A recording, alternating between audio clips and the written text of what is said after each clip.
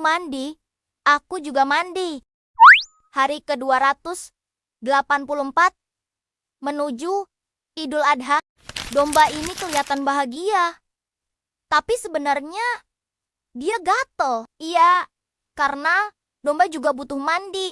Biar bersih, biar sehat, biar nggak stres. Minimal 1 kali sebulan.